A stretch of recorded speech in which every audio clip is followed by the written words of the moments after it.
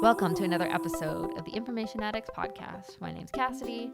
I'm an information addict, and this is my podcast where I explore what it means to consume more responsibly. Today's conversation that I have for you is with my friend David. I've known David for a couple years now. He's a really great friend. He's also one of the main organizers for the Breakwater Festival, the little estuary festival that I do every year here in Europe. And we've had so many wonderful conversations in private about ideas and life and what have you. It was really nice to be able to sit down and record one for the podcast. The conversation sort of goes in different directions, but at the end, it feels like we really honed on this idea of what it's like to be an American who lives abroad and watching your country change when you are sort of removed from it and only getting glimpses of it through news. And that becomes particularly interesting when we're looking at it in sort of a political season like we are now. I thought it was a really beautiful, honest, and intriguing conversation, and I hope you think so too. Dave, thanks so much for talking with me today. Hey, good to see you, Cassidy. Yeah, do you prefer Dave or David? I always call you Dave. My mother calls me David, and most people call me Dave. Okay, Mm-hmm. Dave then. Yep. I can't step on your mother's toes. I'll leave that to her. Well, thanks for talking to me. Oh, yeah. Go ahead.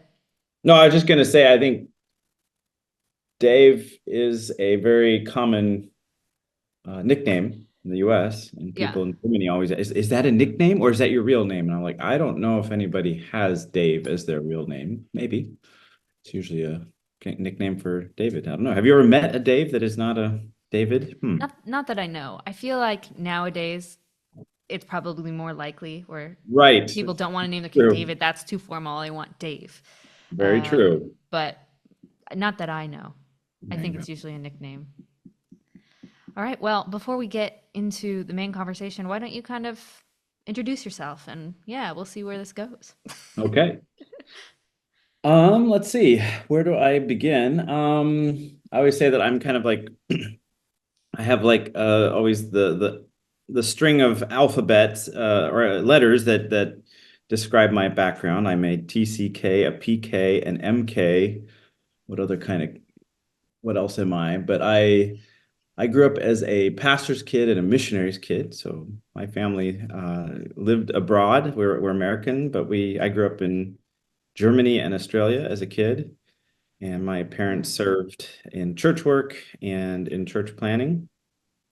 And a TCK means a third culture kid, which is that kind of that idea of you growing up elsewhere and the different cultures that you grow up in becomes like a third culture.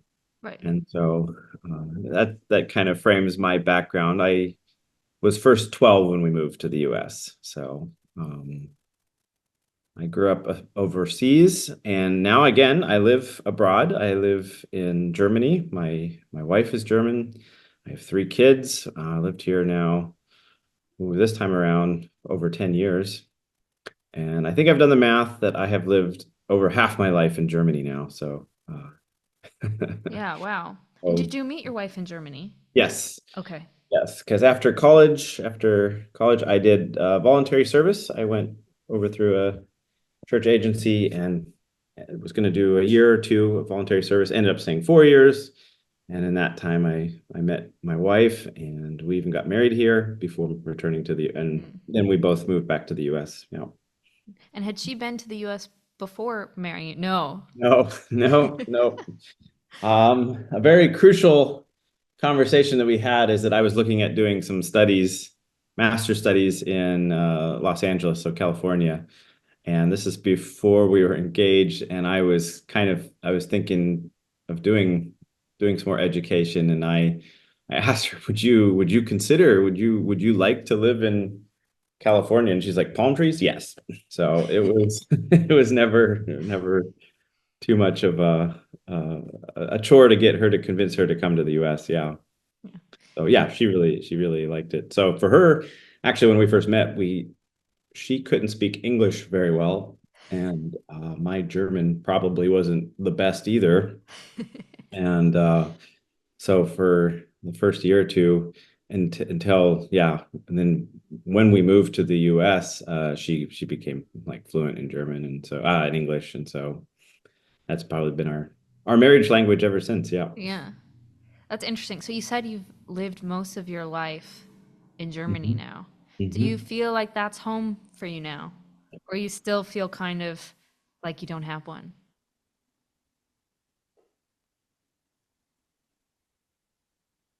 Man, that's a really good question because what is home? I've Hmm. lived a number of places and uh, feel a huge affinity to Germany. I can't, I don't call myself German. I might be able to get actually German citizenship here now. They've opened up the legal possibility for that. Normally, they didn't allow dual citizenship. But that looks like that's changing. And I think even if I mean, maybe then if I had German citizenship, I could maybe say that.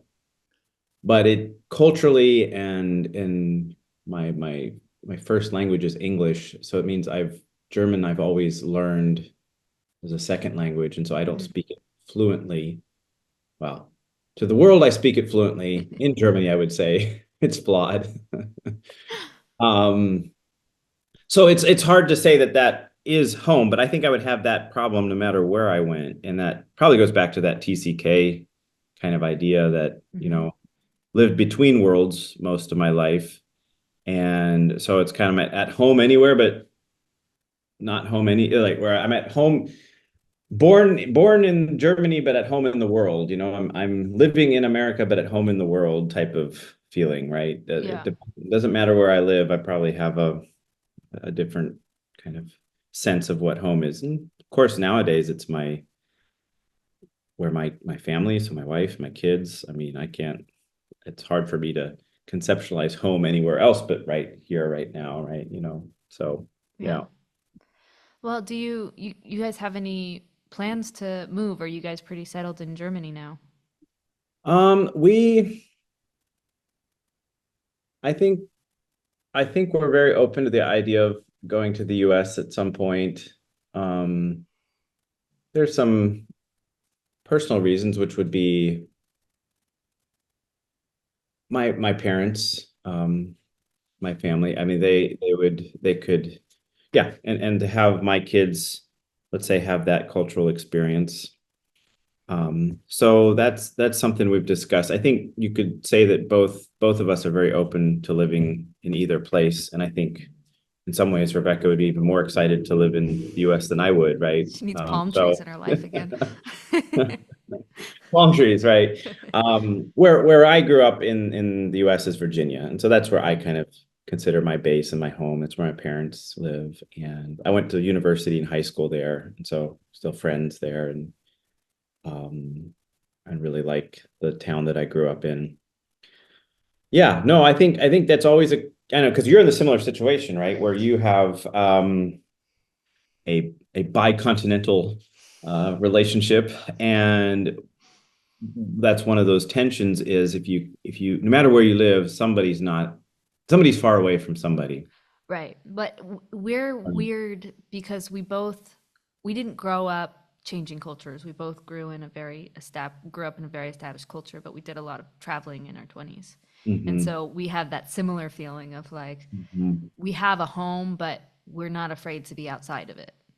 Um, and so we Yeah. kind of, yeah, it's hard to know exactly what the future holds, but there's been Could you some. guys imagine ever being as a family in the US?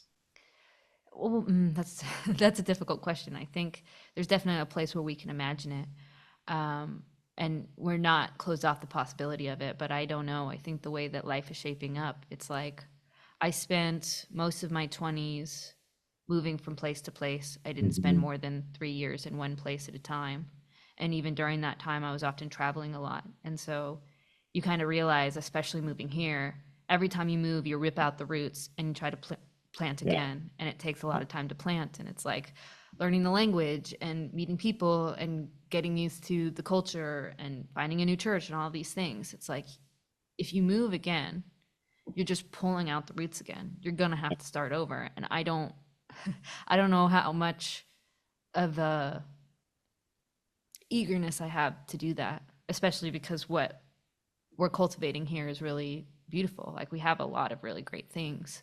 Yeah. I wouldn't easily pull out the roots. But it Well, doesn't. and you probably did you, let's say, move to the Netherlands with a little bit more of that mindset? I want to put down roots. No, probably not. I No. think when I moved, I said I'd move to the Netherlands, but I think maybe after 2 years, I'd like to go back to the US. Hmm. And it's been about 2 years now. And I think, why would I do that? What in what world am I selling our house and packing up all our things and basically selling all our things again to go Yeah. and move to a country because it's my home? Hmm. I don't know. That seems silly. I mean, especially with everything that's kind of come out here, like you're learning the language, and I'm looking for like an official job now. But in some ways, I kind of have a job here, kind of running the festivals with you and Matthias, and Yeah. um, that's been really really beautiful. So it's like, what are you gonna do? You're gonna run away from that? It's like it's the thing that you hope for, but not in a way that you imagined it. So yeah, why would you? It doesn't seem to make any sense. But I don't know, that could change. How I does mean, I Faraday obviously how does Faraday feel about palm trees? he loves wearing flip-flops in the summer, so or in the Okay. winter, I'm sorry.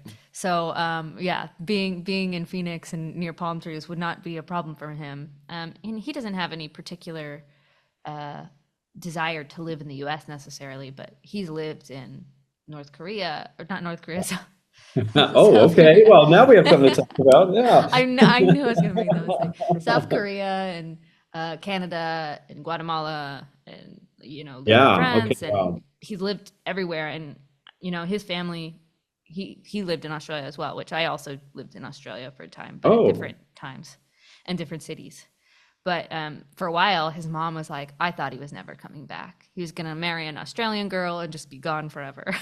And so he did marry a foreign girl, but he ended up back home. And he bought his house from his parents maybe a year before I met him. So it's sort of odd that we live in his family home. So he really like returned to Yeah. his Yeah. roots. Yeah. And it's actually been a really good thing for him because when he originally came back to the Netherlands 5 years before we met, he felt really lost because in Hmm. a lot of ways, travel became his god, and like going to all of these places and trying to kind of live in a suitcase became this crutch for him, and being home was a struggle. And then by the time he met me, it was like he was willing to unpack his bags and plant roots. And Yeah. so for me, it was like, I'm in no place to tell you to pull up those roots again and come here when there's Yeah. not a reason. Yeah. Um, so I think he would. I think we're both in that place. Like we'd be open to it because I obviously miss my family. It makes it easier with FaceTime and things. Yeah. But it's the biggest thing to move back at this point would be family. And Yeah. yeah, you're always in that position where um, you you're gonna be away from family either way. Yeah. And even if you meet in the middle, you're still really far. Yeah. So it's it's not easy, but yeah, I think I've kind of settled in the fact of like not not making plans to move. Yeah. Um, but I again, I don't think it would be a big stretch to say it could potentially be a possibility down the line, but I don't see it in the near future, Yeah. and maybe not ever. Well, there's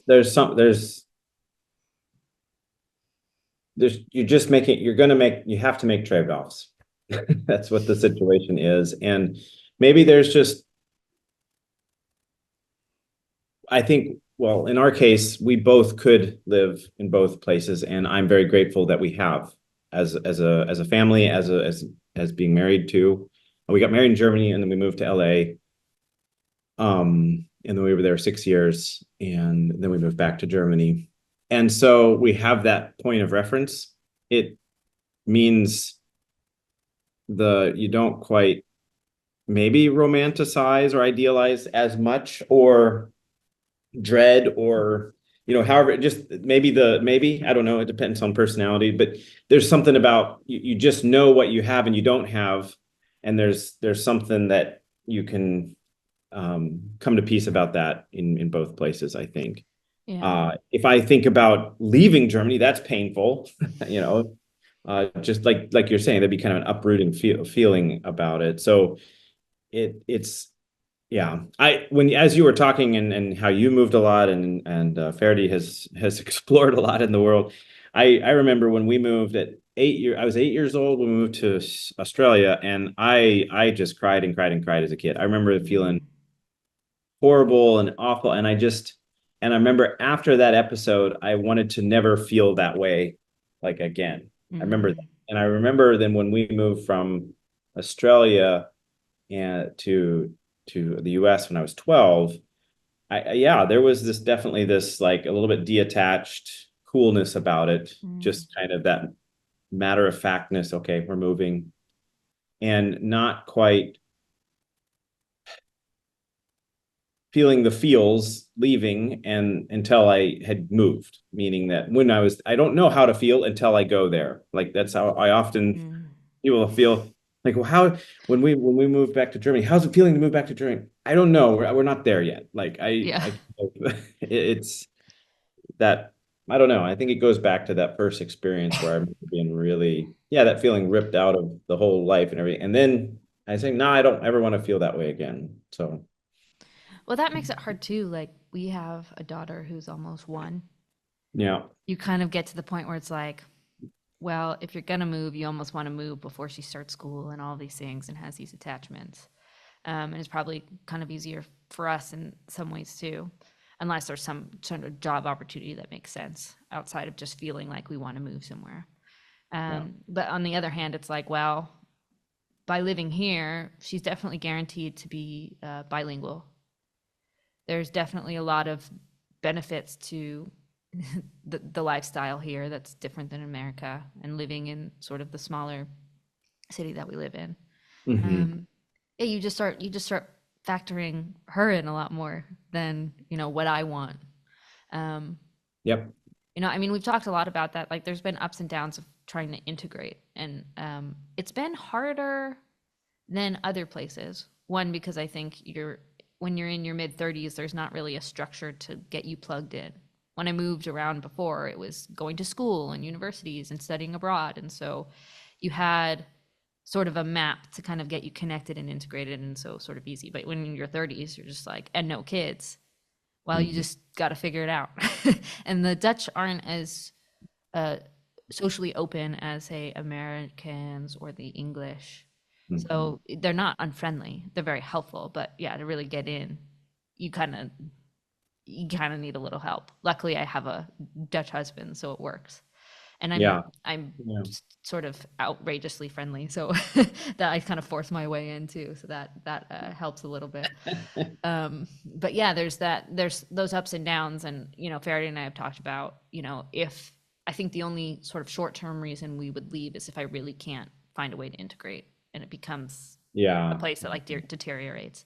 I don't see that happening, but like that would be, I think, the only short-term way we would kind of imagine it. But yeah, I don't know. It's yeah, you can't really know until you're there, right? You yeah, can't really know what it's going to feel like till you're there, until the opportunity shows itself and you figure out what makes sense. I mean, I'd obviously love to be able to still, share America with my kids and, yeah, be able to be there at least at some point in time as they're growing up, so it doesn't feel like it's completely foreign. But I don't know. I'm kind of at peace being a stranger in a strange land in some ways. yeah. Yeah, I'm used to being American elsewhere, and it's an interesting status that you becomes a part of you, and then when you go back to the US, you don't have that like ambassador role anymore. Yeah, but it's weird. I went back in April to visit my Hmm. dad for his birthday. And you realize very quickly, well, you're a stranger in your own home too Yeah, now yeah, because you've changed. You've changed in all of these ways. And You're not who you were when you left, and the people who you left aren't who they were when you left, and and so there's this weird kind of middle ground where you don't feel at home anywhere. Hmm. Where you're like, I'm not fully at home here, although I'm working to make it my home, and I'm not fully at home there, and I'm moving farther and far away from it being home too.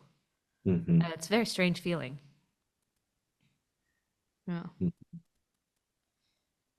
Well, It's interesting. I was just gonna comment on yeah, like it's it's an interesting time to be an American elsewhere too.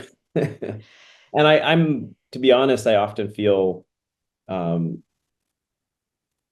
I'm grateful that I don't live in the US in these times, in the sense that I get to observe from a different perspective on all the, let's say, the emotions and the politics and yeah, it's in Europe as well, but not the same. yeah. And And that's what I would worry about going back to the US, would be like living in some of those things that, maybe do I just feel like it's intense because I'm further away, or is it actually that intense, and yeah. that's Well, that's an yeah. interesting thought because I'm realizing now both elections that have involved Donald Trump, I have been living abroad. I was in Australia for the first one, and now I'm in this one for the second one, and it's all wildness, but that's neither here nor there.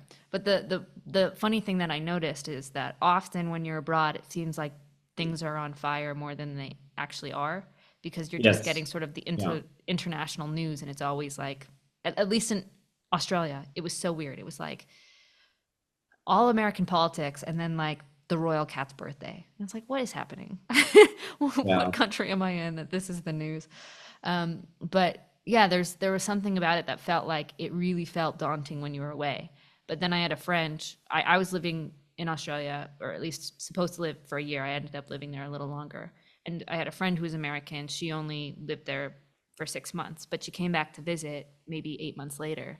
And she was like, it's really funny. When we were here and we were watching the election, it felt like everything was on fire. And then you go home and you're like, oh, it's just normal. Yeah. And so sometimes I wonder, would it be more normal? Although I don't know, there's probably ups and downs. And yeah, it'll be interesting to see where the tension goes. Will it break or will it just keep going upwards? But yeah, I don't know. And I'm far less politically interested now than I was. Mhm. Not that I was ever very politically interested, but like in 2016, I was really asking questions about like the political Yeah. systems and how we're getting our narratives and all those things. And I don't have as many of those questions anymore, or at least not Well, actively. no, I would feel similarly. It doesn't, I don't think it's non-important. I don't think it's insignificant, but I see there's a little bit more, maybe it's a little bit my personality too, but I'm certainly not feeling the stakes or investment quite the same way that when I talk to some people, either family or friends in the US, where, Mhm. and maybe it's just because of the distance. Um, but I think that's because it's more immediate and personal for them, because they have like their neighbor they're arguing with, or their family member, Right. or their person in their church, or it's all more in their Yes, it's more relational where when yeah. you're an abroad an American, it's more like you're an ambassador of like, what's Yes. happening with your country? Tell me about this. It's like, I'm an idiot. What do I know? It's like wrong person to be asking, but they've got no one else to ask. I think there's something, I mean, I think there is something about everything's scarier further away, right? Like things become more normal when you're in a context, right? And that's just always how things are. Like, if you hear about, oh, there was a bus accident in Egypt, and you think, oh, the buses must be super Terrible. dangerous there or something, and then you go there and then, everybody's in buses all the time. But there's something about that distance, not having a context for things that, heightens the sense of fear we have out there. And I think that's true about the US in the sense that, but it is on the other hand, it's a very polarized country. We're going through things that are, are very divisive for right now. I think there's a lot of confusion trying to people figure out things, and the news keeps just slamming away all the time. And so I think in general, we always struggle with that reality that things are intense, that there are scary things. And we have a different tool now about how we can track that and follow that in our lives. And I think it simultaneously makes everything more immediate, but then it abstract at the same time. It's this really strange phenomenon. I'm talking about the internet, just the amount of information that we have about things. In some ways, it feels like it paints a full picture, but then it never really is, right? And that's just, it almost fragments you more because you're just left with doubts about everything you're seeing. And like, you don't trust anybody, you don't trust anything. And all of a sudden it's like, and then you're full of information that's probably unnecessary, but it's available. So you get lost in the circles of it. No, I'm very grateful that kind of consumption is not as much of a problem now as it was probably the first go in 2016. But there is sort of that, this sort of,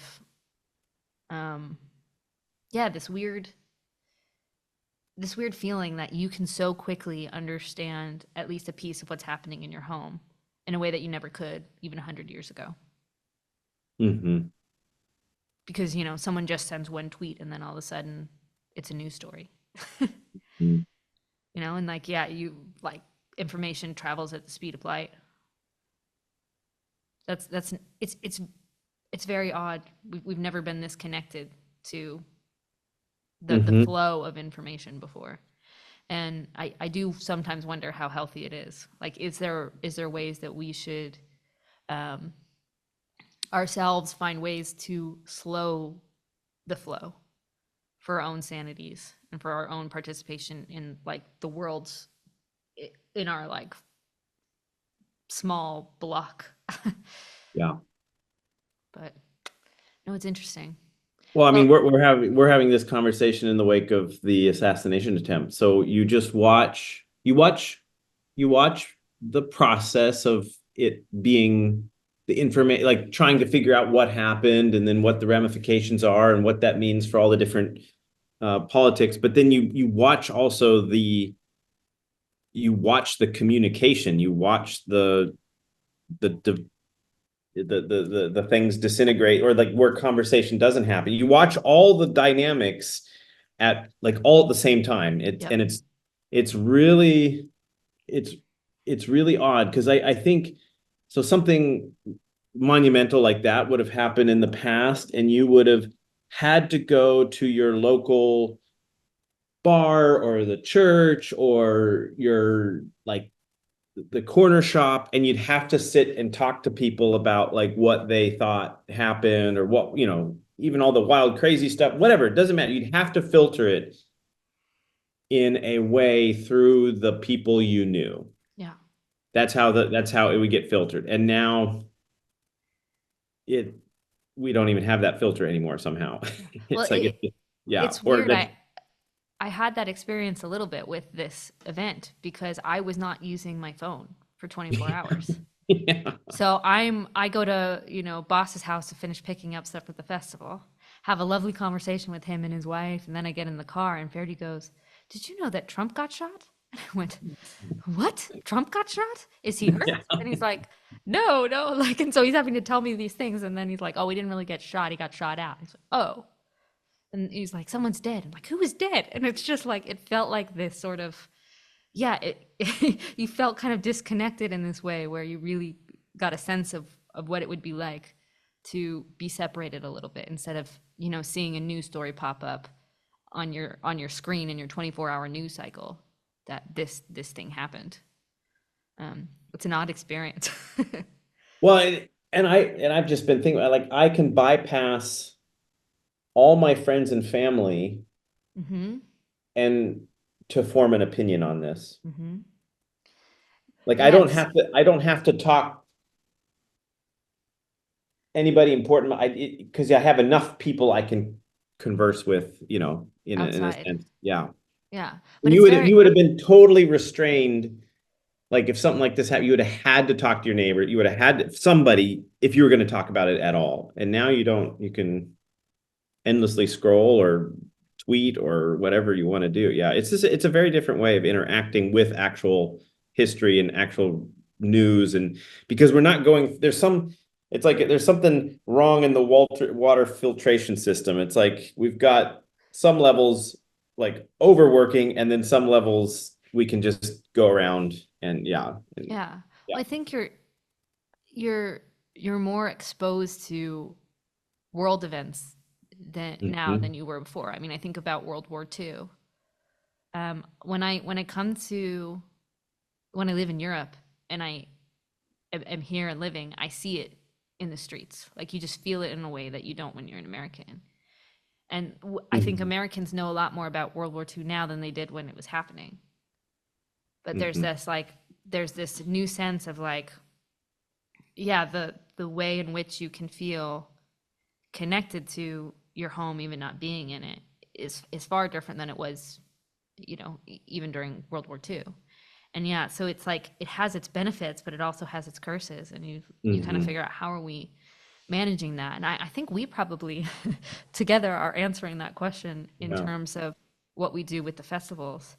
And maybe you can give a little background on what that is, and then how you got involved, and then we can talk a little bit about that of like the process of that and what we're hoping to do, to kind of have it move outside of like this information consumption to more community based stuff. Well, that was what I mean. What the conversation we're having is that directly stemming out of one of the longer conversations I had at Breakwater, because we were trying to figure out how do we process information these days, and why does everything feel so like we're just so confronted. Like if there is a narrative out in the world, if you want to call it a narrative or an egregore or whatever you want to call it, like we're all getting swept up in it. Like we're just confronted with it. There's nothing. It comes right to your doorstep right away. Yeah. Um, Um, well, I think I mean, what did we have? Breakwater was 2 weeks ago, Mhm. and it's been in my thoughts a lot.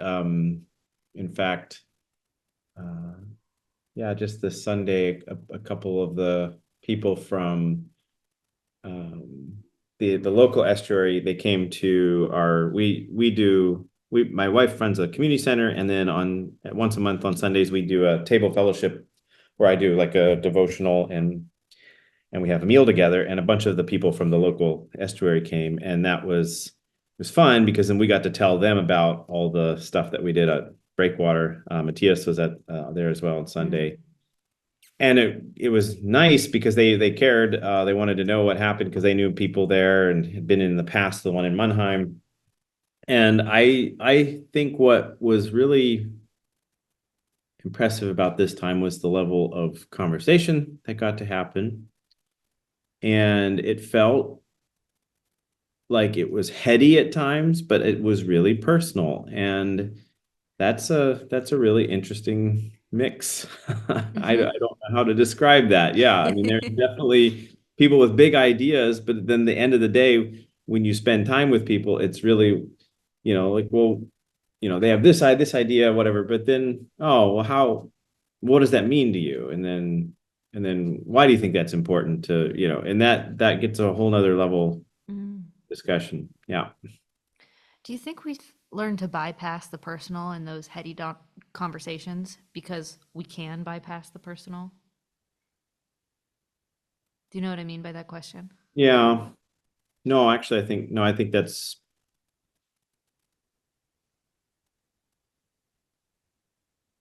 why do we try to figure out the big stuff, but we're really trying to figure out the little stuff inside, right? Hmm.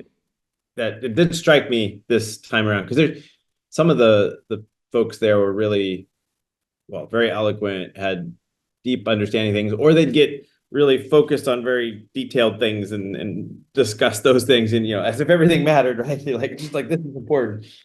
Um, but why do we do that, right? Why do we go into the more philosophical things in life,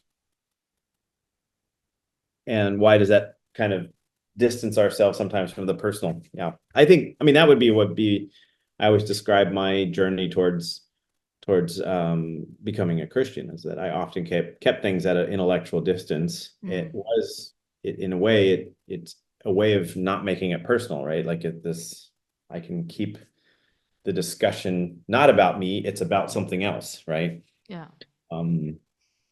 Like if you're going to take the thing of God, is there a God or not? Well, I'm going to discuss it, not has anything to do with me. It's something that has not. Yeah. So It's a intellectual playground that we yeah, can, yeah, sit in our armchairs and yeah, mull over. yeah.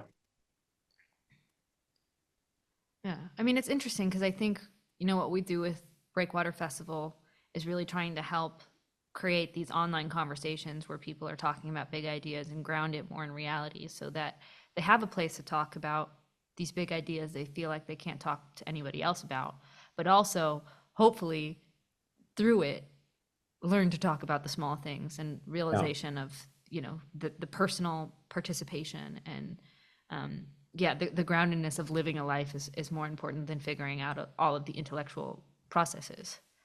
But I start to wonder, is like, why do we feel like we can't have these conversations with anybody else? Mhm. Is part of it the internet, or has it always been this sort of tension that people don't feel like they can talk about these big ideas with the people around them?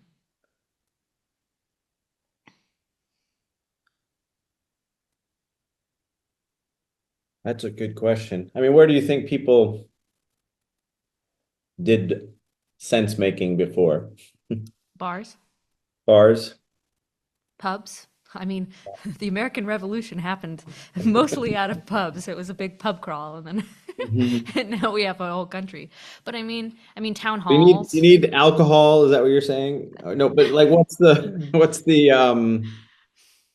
I mean, I think and it's hard for me to know, I guess, for sure, because I'm a modern person in a modern world. So I really only know what I know, to a point. But yeah, it feels like, you know, there were times where, inside the churches, inside community centers, you were able to hold these tensions and have these sort of conversations. And it feels like less and less that is available. Now, some of that probably does come from sort of the liberalism that is sort of moving in, where kind of, you know, any idea is on the table and worth discussing now, or at least should be. And so then Mhm. when you get into more sort of conservative communities or insular communities that are trying to protect a certain way of life, all of a sudden it becomes more of a difficulty managing it. And so you either have to kind of submit to it a bit and temper it, or otherwise leave and do your own thing. Um, but I don't have a good answer for it. I just find it interesting because I feel like I felt the same thing, although um I'm sort of I've never taken the official Peterson like personality test, but if I had to guess, I would say I'm high in openness and low in agreeability. So in some ways, it's like I can be friends with a lot of different people and Mhm. totally disagree with them and not feel bothered by it in the slightest. Yeah. But I know all people aren't like that. Right. I think sometimes, like in some ways I'm a good networker, and then in sometimes I'm not. And part of it is that I'm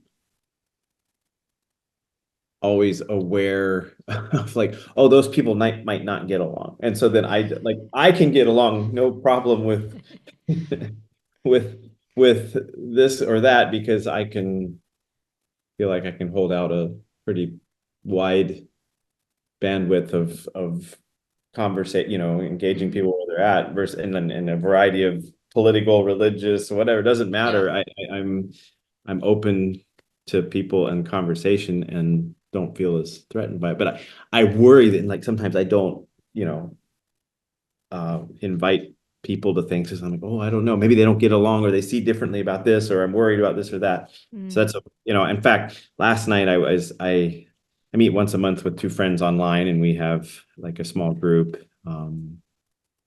And I talked about breakwater, and I talked about the moment. I thought one of the highlights of it was for me, that kind of, let's say, put a whole nother lens on the whole time together as why it was special, was the last, we prayed together at the end, which we've never done, and that was not at all part of the agenda. It just came out organically, in the sense that somebody blessed us in our departing. And I just thought that was a moment where suddenly, we kind of, I said that was kind of a holy moment where it's like you suddenly realized the special time we had spent together, and it kind of consecrated it in a different way than I would have thought of before we left. And I was telling that to my friends, my small group. I said, you guys should really come to an estuary in Mannheim sometime. And so I invited both of them. They live a little bit further away, maybe a half an hour drive, but they both were very interested. And I was like, yeah, I should just invite them like that. I was like, oh, maybe they won't get along, or they would, but I just thought, after I talked about breakwater and how, when you meet people, when it's embodied and you actually sit down and talk to people, you can find conversation, even if there are these big ideas, even if there are different ideas. And so I was a little bit more like forthright with like, you guys should come sometime. I think you should, like, it's important to me, and I think you guys would enjoy it. Yeah.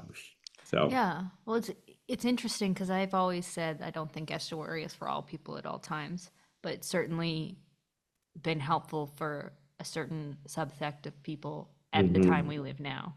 And like I feel very drawn in helping it, but I always like there's a part of me that always worries that if it gets sort of big enough, there's going to be opposition to it because of the way that it's shaped and the way that it's formed. And there already is.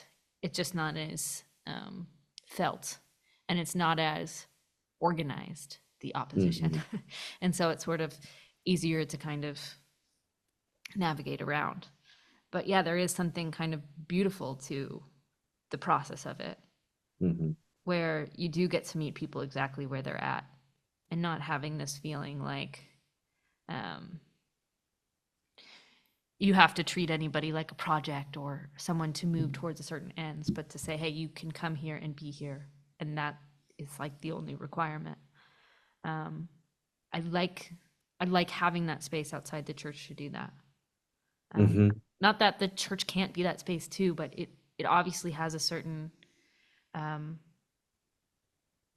purpose that isn't always compatible with creating that space to really meet people where they're at, depending on denominations and leadership and all those things. There's a certain place where I understand where that tension comes, why people don't feel like they can just come to church and be who they are, because that's not really the motivation moving church.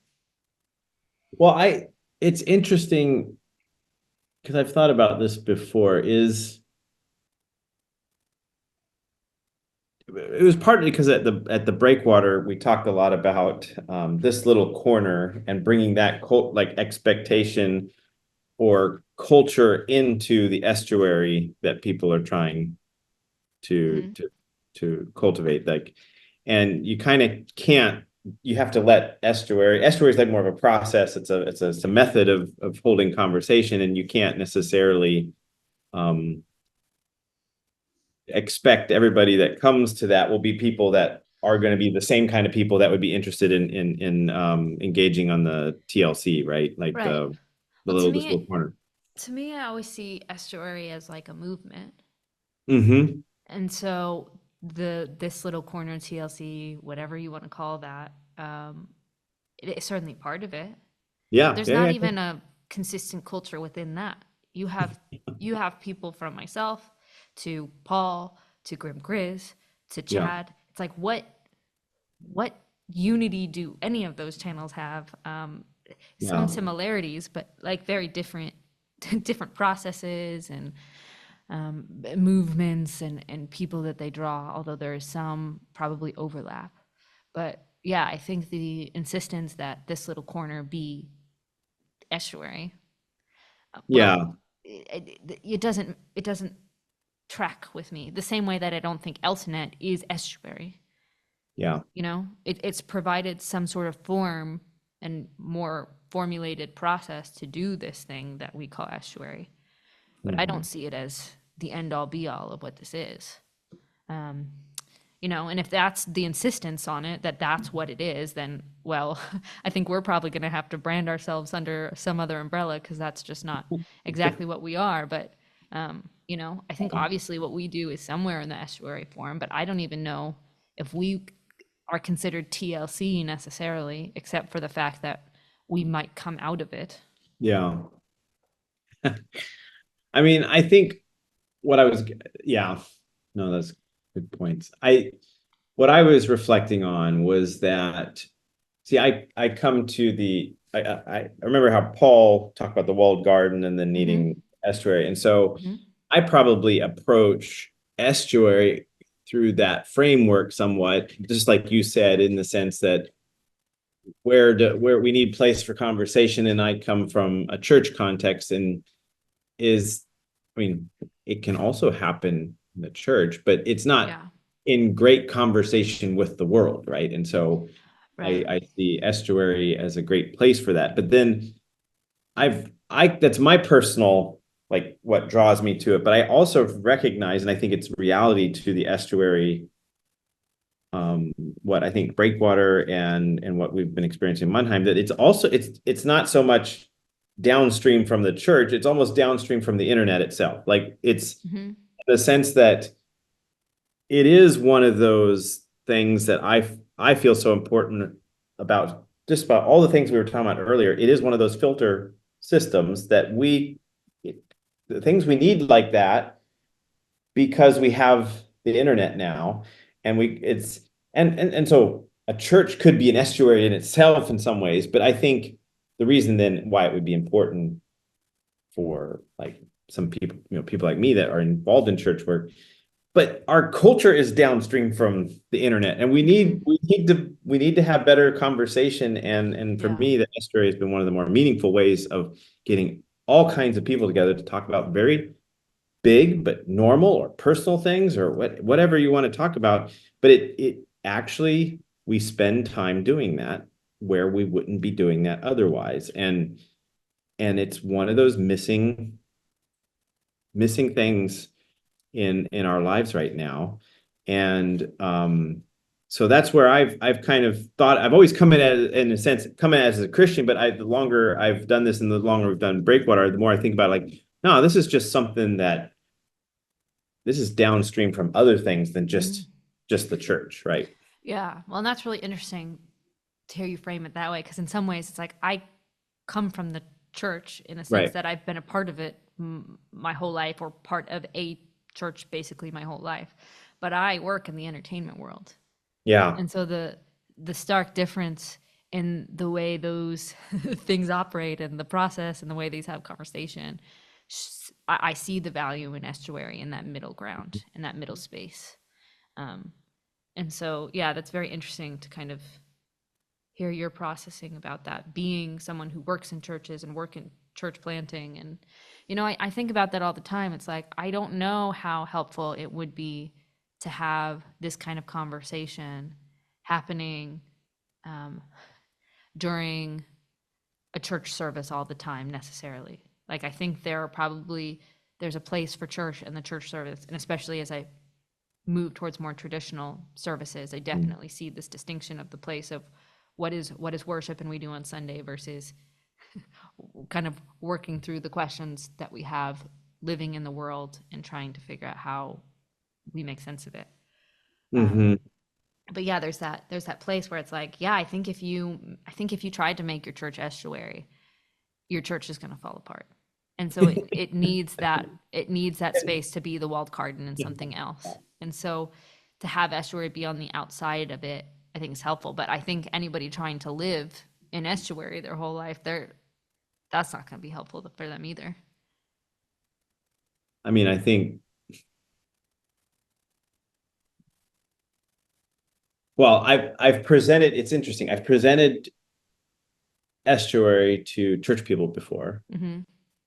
and I see the people in the church, like their brain, their cogs, they're just like the questions that they have about it is like, I mean, it's what they know, and they're like, but like, how does leadership function, and how does, how does all these things, and you're like, yeah, but that's coming at it from a, let's say, more church context approach. And I realized that a little bit about the way some of the people that, I mean, because we talked about estuary in the Netherlands, and there is such a, in some ways, what is the difference between estuary and like the TLC, and it's a similar kind of like the cogs are turning, like, because in the, participating in the Discord where people can really talk about the big ideas and stuff, but you're not in the control in the same way at an estuary, because the idea is you're letting everybody, it's more decentralized in the sense that there isn't a topic on the table. We all bring topics and we start talking about it. And Yeah. usually the most meaningful conversations are when it's also not just abstract, it's personal, and people are working through something in their life or trying to figure out something. And I think that's when it comes to like the church environment, right? There is a certain, people are involved in a governance of sort, like this is what we should believe or think or do, and there's nothing wrong with that. I'm just saying that's not quite what the estuary is, the same Mm-hmm. purpose behind it, right? Like it's Right. not, it's creating a culture of like around conversation, and versus, this is more of a church community often are trying to, well, it's a community in a very different sense of the word. Yes. And yeah. Yeah. No, I agree. I mean, how for you do you think estuary has been helpful for you as an American in a foreign space?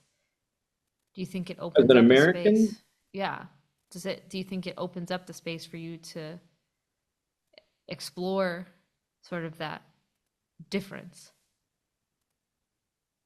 Or do you think it's not much of a I I would I was going to say, I think the American plays a role in the estuary, because there's I'm the only one in ours, I think. And that's, you're playing that, it's that you kind of have a different voice, right? Because but I would say what's been more meaningful or more important is exploring what Christianity means to me in that space, because I'm hearing it from different perspectives and from outside perspectives, and learning, like, that I would say is like, there's a more, that's been a bigger part of how I've learned about how to, um let's say, be a better ambassador in that way, Mm-hmm. just being an American, like as an American. Yeah. So learning how to I think talk about what is important about faith to me, giving the, in a place where it's, I would say, positively received, like there, or it's not everybody's on board with it, but it's taken seriously, right? Like that's Yes. part of like how we should make sense of things, right? Like that would at least be the baseline. Like I can see why, we're all trying to figure out what things help us make sense of the world. And so there's a collegiality in it then. And so I am allowed to talk about it in a different way, but then I don't at the same time need to put such huge emphasis in a way that I would feel like I've done in the past. Like I can Right. talk about it as a more of a natural way of like, well, this is important to me and I'm trying to figure it out. And I get to ask questions about why I think the way I do about myself. Yeah.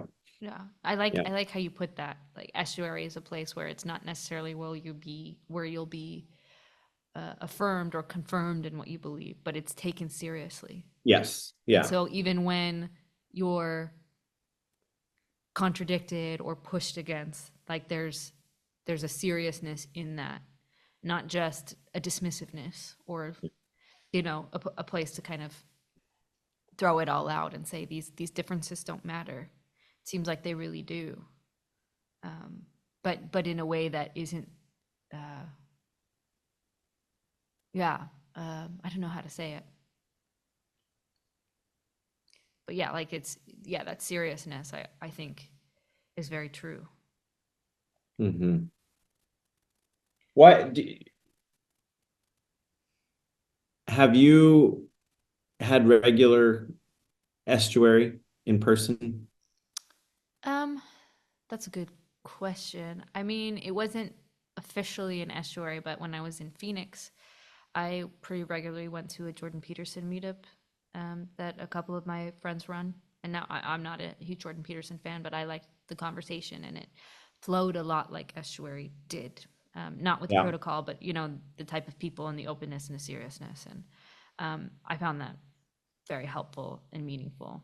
Um, and I haven't been able to, outside of the festivals, I haven't able to do the estuary in person yet, Hmm. but that's changing as things are starting Yeah. here in the Netherlands. Um, but yeah, there is something beautiful about having that space to walk with people who maybe don't agree with everything you say, but take the life that they're living as seriously as you do. Yeah. 'Cause that's, man, that's hard too, where sometimes you go into churches and you wonder, how serious do we take this all?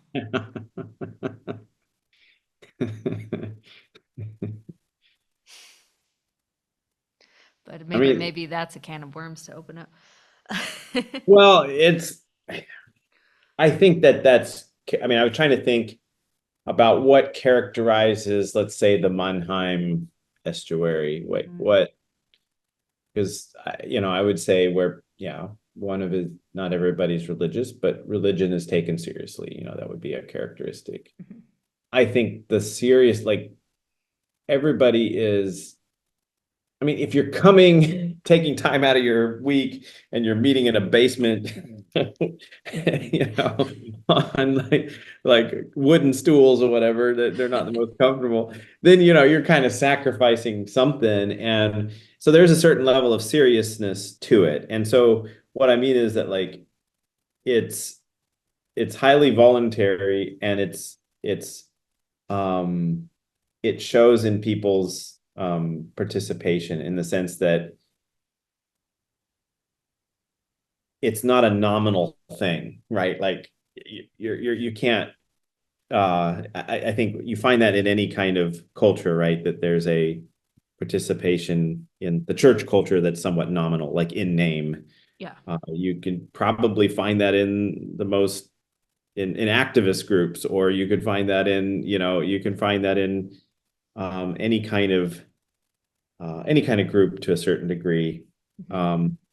But the estuary, there is no, yeah, I find it very, people take it seriously. They're coming there for purpose, and that really, that ups the investment people come with. And I think that's what's special about it, is like, people come because it means something to them. We used to do more often, like, why are you here? And it kind of was always the same answers, and so we don't quite do that as much as we used to. But the short answer is because it it's important. Like, they get, yeah, I mean, there's maybe a bunch of reasons why, but the end of the real simple answer is it means something to them. And so Mm, they find it worthwhile to take time to come and do it. Yeah. yeah. Yeah. Well, we're coming up to the hour. Oh, I know, time flies, doesn't it? Uh, do you have any sort of last thoughts as we start to land the oh, plane, or last questions? do you,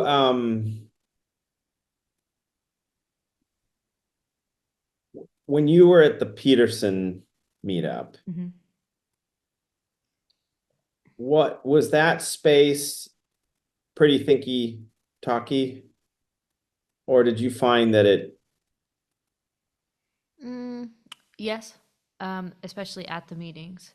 But yeah, what you found is with some of the regulars, you'd meet once a month in person, and then they would have a Discord online where some of the regulars who they really liked would come, and they would meet once a week online and just chat and sort of in person. And then from that, it became in person activities like hiking and, you know, coffee. And, I went to a Shabbat service with one of the women there who was Jewish. And so all of a sudden it was like, yeah, the place itself was kind of thinky-talky. But what it planted the seeds for was those relationships that could get past that and like really meet each other as humans. Where I think Estuary might be a little better at allowing that to be part of the main conversation, because it's not just, hey, we're going to talk about this content and then we're going to talk about what it means. It's okay, everybody has a chance to put something on the table. Yeah. And it can be intellectual, but it also can be like what's happening in your city, contextual, but it also can be personal. And then there's obviously the estuary part, which I don't know. I think unless you're doing it very regularly, that doesn't come up so often. But, you know, those three things, it really opens the door to that personal aspect that wasn't always available if you're doing a content-driven meetup. How did you get connected to that meetup? Why did you go to the Peterson meetup? I met someone on the Bridges and Meaning Discord who was part of it, and he was very insistent that I come check it out. So he said, yeah, fine, I'll go. You know, I'm not like a huge Peterson person, but like I don't have anything against him. I enjoy having good conversations. And then I just met some really interesting people, and I kept going for the people more than the yeah. I felt really bad. I when I left, before I left for America, I was like, thank you so much for letting me come and totally disregard everything you guys were doing, because I never read the book, or like, you know, you're supposed to read through the chapters, and I would just come and be there and join the conversation. You were the person there. I was very participatory. I just didn't follow the structured curriculum. So they would really read the book. It was like a book club or kind of a I mean, lecture club. I mean, in a sense that, yeah, like I think when I was going, they were reading through the 12 More Rules for Life Beyond Order. Okay. And so they're going through a chapter each, and someone would do a little presentation, and then they'd go around and say, okay, what do we think about this? So I got away with it because I knew enough about it. Well, then how did you get to Bridges of Meaning? I don't know this story then. Like, I thought that was the first part that you got involved there locally, and then how did you get on Bridges of Meaning? No, I got on Bridges of Meaning through my friend. Well, before I got to Bridges of Meaning, Job sent me the link, but I have to go back to how I found Paul. So before Bridges of Meaning was even a thing, I was an evangelical, recently moved back to America, trying to get back in full participation of church after going through a period of deconstruction and having a little bit of trouble with that. My friend Christian and I had a conversation about some of that at a church barbecue. And at one point he goes, do you know Paul VanderKlay? I said, no. And he's like, okay, you might not like him, but go ahead and listen to him. And one episode in, I was sold. I was like, this guy, I love it. He just rambles about things, and he tries to make these connections. Like, I just find that so interesting. And then I found out he did conversations, because my friend Christian's like, oh yeah, I talked with him. I'm going to have a conversation. Like, it'll come out soon. And I was like, oh, really? And so I listened to that, and then I got hooked on the conversations because I just find people so fascinating. And so from there, I just was watching Paul pretty regularly. And then I would kind of join the Randos United channel, although most of my conversations aren't live anymore. But I would do the Randos United, talking with people. And then the Discord, I think somewhere between there, the Discord eventually opened. And I joined. I was very confused by it. I said, what is this? And then somehow I, by chance, in the first week that I opened it, the first week I didn't touch it at all. I opened it and went, okay, this is confusing, and I walked away. And then a week later, I randomly jumped into a voice chat, and people were having interesting conversations, and I was like, oh, this is really cool. And I think I just got hooked from there. And so I would go on, and when I could, just have conversations. And I still very rarely am in the text chat. Every so often something pops up and I'm like, oh, that's in my lane, and let me write an essay about it. Mhm. But I'm very bad at text because I can't. I'm not succinct. Well, I can be succinct, but when it's about big things, it's like I have to feel like I'm best representing myself. So it ends up being like these mini essays. So I try to avoid text communications and I just do the voice calls. But that's kind of how it happened. And then very quickly, and that was 2019. And after a year of doing the Bridges of Meaning thing, the conversations about in-person events started. And I was very interested in that because at that point I was already working in the event sector and thought it would be really cool to see something kind of come about that was in this field. And so started having conversations about that, of how do we do that in America. And then COVID happened. And, you couldn't go anywhere. So you would hang out on the Discord. And